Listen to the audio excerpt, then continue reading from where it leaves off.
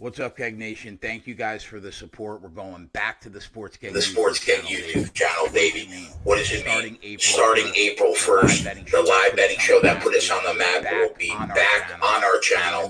But in meantime, the throughout the month meantime, of throughout March, the month of there'll be some March, sports there'll be betting some content sports betting along the way. content along the Be way. sure to So check be it sure out. to We'll check see it you out. soon. We'll see you soon. All right, what's up, guys? We're back with another Sports Keg MMA breakdown.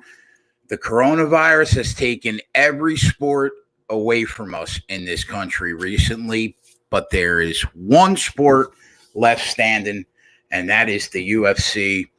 President of the UFC, Dana White, thank God for his pighead and stubbornness. We got one sport at least, right? All right, so the main event breakdown is Kevin Lee, Charles Oliveira. Listen, I love Charles Oliveira, really. I think that he's one of those fighters in the UFC that is incredibly skilled and is constantly undervalued personally. You know, for years, Oliveira was only a ground specialist, only someone that could impose his will on the mat. But to be honest, the last couple of years, we've seen a very different Charles Oliveira. This version is someone that's worked tirelessly on improving his striking game.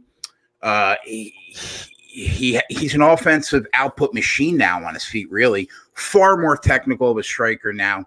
Somebody that throws a ton of volume. And he's the most dangerous submission threat in the history of the promotion. He's got 13 submission victories, the most in UFC history. He's got the second most finishes in UFC history with 15. So, you know, I'm left asking myself, can Charles Oliveira beat Kevin Lee? Fuck yeah, I can win this fight, man. You know, if Kevin Lee is anything, he is very inconsistent of a fighter, really. Lee made the move to TriStar finally. He now has Faraz Sahabi in his corner. But does that really guarantee him anything in this fight? Not really. I mean, what do we know about Kevin Lee, right? We know he's a great wrestler. We know that he has one of the best double leg takedowns in the game, especially in the lightweight division. What else do we know? We know he's really strong for the division because he was fighting at welterweight, which is 170 pounds, fluctuated back and forth the last couple of years, back down to 155 now. But you know what? What happens? He misses weight this week. Why? You always have to ask yourself why a fighter misses weight. This is their profession. It's what they take pride in.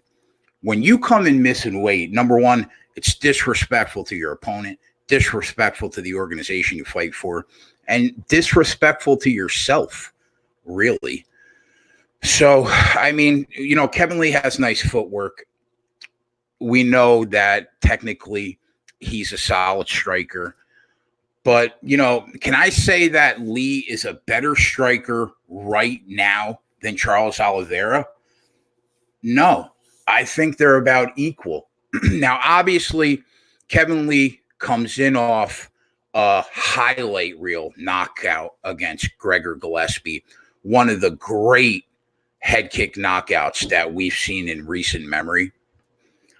But he's very inconsistent of a fighter, man. He's good one week, bad the next. Good for two fights, terrible for two fights. So at the end of the day, we know Charles Oliveira, incredible submission threat. We know his striking has improved tremendously. We know that he's got a gas tank that goes for days. His stamina is incredible. We've seen Kevin Lee gas out in the octagon before. So for my money, I have to take the dog here. And Kevin Lee continues to take money. We can take a look right now. And Kevin Lee opens, obviously, minus 145 favorite, I believe. Let's check that. Take a look real quick.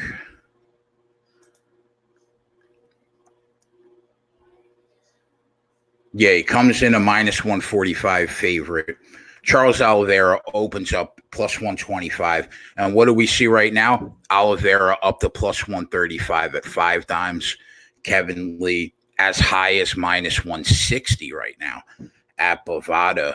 And you know what? Give me the dog here, man. Give me Charles Oliveira.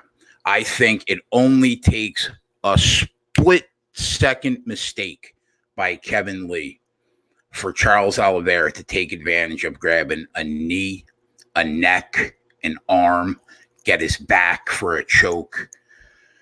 So, yeah, Charles Oliveira is the pick here for me personally. We got the co-main event. The co-main event, we got Gilbert Burns, Demian Maia. Let me start by saying that Demian Maia does nothing but cost me money, okay? I have faded the guy for the last 2 years, almost every fight. 42 years old. I think he should have stopped fighting 2 years ago. He continues to prove me wrong. He continues to go out there and somehow get the job done by sometimes the slimmest of margins. What do we know about Demian Maia? He's a UFC legend, right? We know that. We know Demian Maia, one of the best Brazilian jiu-jitsu fighters to ever come into the UFC, right up there with the Gracie family, right? But what else do we know about Demian Maia? We know that he has some of the worst stand-up in welterweight history, if we're being honest. The guy's a perennial top 8 guy, right? He's ranked in the top 8, top 6, top 5 in this division constantly. Can't throw a punch. I can throw a punch better than Demian Maia. Maybe not, but close, right?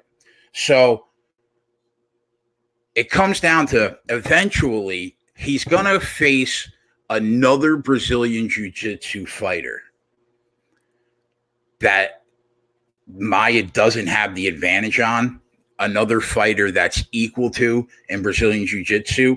And when that happens and Demian Maia has to really rely on his striking more, he's in trouble. And tonight, Gilbert Burns, I think, is that opponent. We know Gilbert Burns is younger, right? We know Gilbert Burns is faster. We know he's a way better striker than Demian Maia.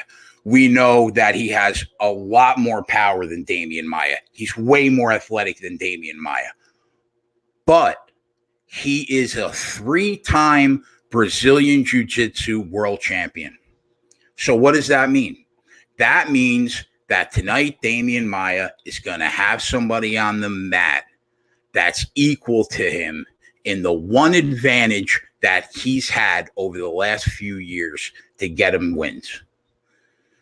So, and personally, I think when Maia's going up against a really, really good Brazilian jiu-jitsu fighter, the margin is so slim for Maia to thread that needle and get that win that eventually the door's going to close. And I think it closes today. Give me Gilbert Burns. Give me his striking. Give me the fact that he's younger, more athletic, more powerful. And even if he's not quite as good as Maia on the mat, he's good enough to hang with him.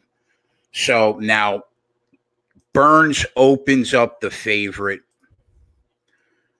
He opens up at minus 210. Demian Maia opens plus 175. That number's come down. Demian Maia is taking money. You can now get Gilbert Burns as low as minus 176.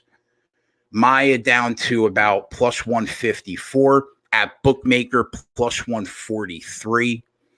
So I think if you wait closer to fight time, you'll get the best possible price that you can get on Gilbert Burns. Keep in mind, the numbers are going to sway a lot tonight. It's literally the only American sport that you can bet in the U.S. right now.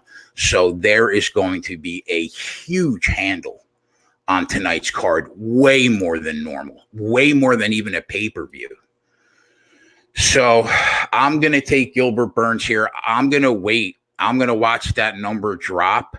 And I think we may be able to get him in the minus 160 range, even possibly by fight night or fight time tonight. I'm sorry. So I'm going to take Burns in the co-main event. I'm going to take Kevin Lee to lose against Charles Oliveira in the main event. And that is it. So appreciate you guys checking us out. Obviously, for more sports betting content, subscribe to the Sports Gag YouTube channel. We're going to be doing tons of content throughout the coming months, getting ready for football season, UFC. It's going to be a blast. So check out the channel. Appreciate you guys, and we'll see you next time.